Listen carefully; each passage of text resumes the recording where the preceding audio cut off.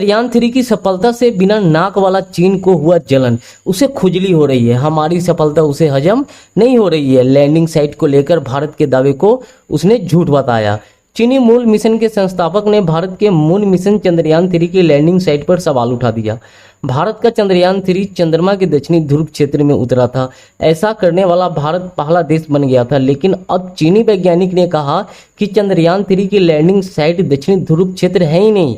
भारत का चंद्रयान 3 जब 23 अगस्त को चांद के दक्षिणी ध्रुव क्षेत्र में सफलतापूर्वक लैंड हुआ, तब पूरी दुनिया मानवता की उपलब्धि पर चहल उठी। नासा से लेकर यूरोप अंतरिक्ष एजेंसियां ने भारत और भारत की अंतरिक्ष एजेंसी को इस सफलता की बधाई दी थी।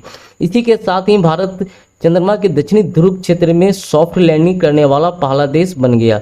लेकिन चीन को भारत की यह सफलता हजम नहीं हो रही है।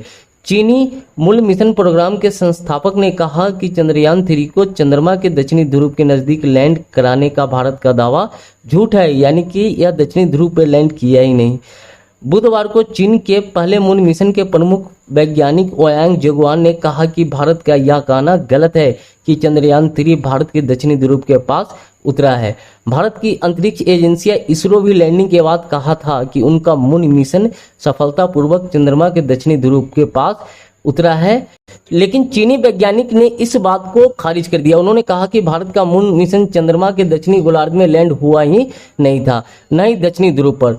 चाइनीज एकेडमी ऑफ साइंसेज के सदस्य ओयांग ने बताया, चंद्रयान 3 की लैंडिंग साइट चंद्रमा के दक्षिणी ध्रुव पर नहीं थी, न ही यह चंद्रमा के दक्षिणी क्षेत्र में उतरा और न ही आर्कटिक ध्रुवीय क्षेत्र के पास। उसने बताया, भारत का रोवर लगभग 69 डिग्री दक्षिण के अक्षांश पर उतरा। यह चंद्रमा के दक्षिणी गोलार्ध में उतरा था, न कि दक्षिणी ध्रुव क्षेत्र में, जो कि 88.5 और 90 डिग्री के अक्षांश के बीच में। एक का नाम चाइना का है।